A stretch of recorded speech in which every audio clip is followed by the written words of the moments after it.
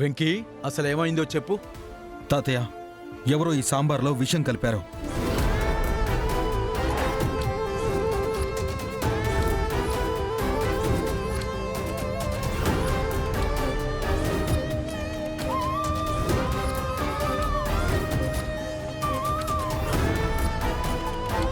నువ్వేం మాట్లాడుతూ ఉండవు?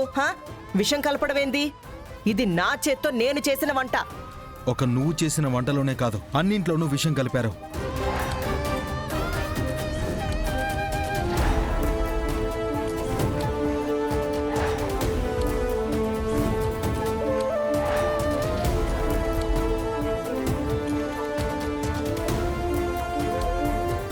ఎవరు?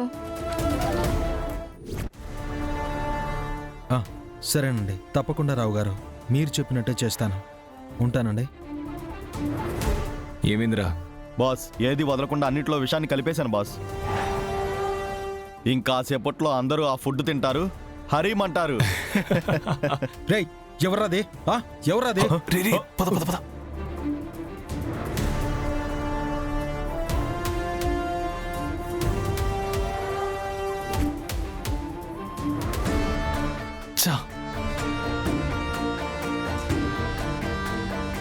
ఎవడికైతే దొరకకూడదో వాడికే దొరికాడా?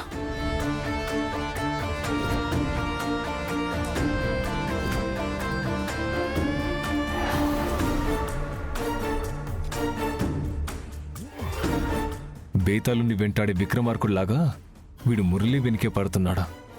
వాడు దొరికితే నేను దొరికిపోతా. ఇప్పుడెలా?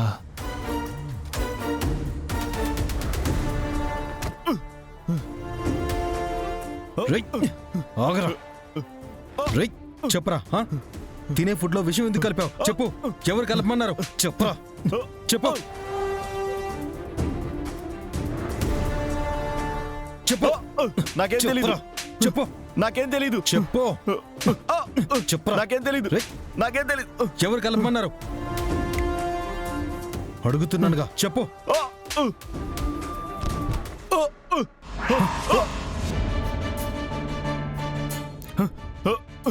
రేయ్, రేయ్, ఆగరా.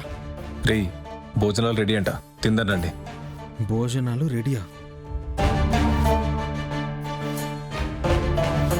వాడిని పట్టుకోవడం కన్నా భోజనాలు చేయకుండా ఆపడం ఇంపార్టెంట్.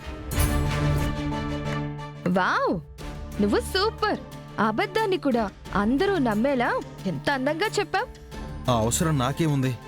తినొద్దని చెప్తే నాకేమొస్తుంది?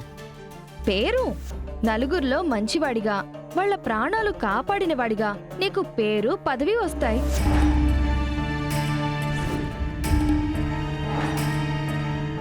మాకు పరువు పరపతి పోతాయి. అదే కదా నీకు కావాల్సింది. పదవుల కోసం ప్రాకులాడే వ్యక్తిత్వం నాది కాదు. అట్నా? మరి ఈ అబద్ధం ఎందుకు చెప్పినట్టో? అఖిలమ్మ, వర్కర్స్ని తన వైపుకి తిప్పుకోవడానికి, అందరి ముందు మంచివాడిగా కలరింగ్ ఇవ్వడానికి.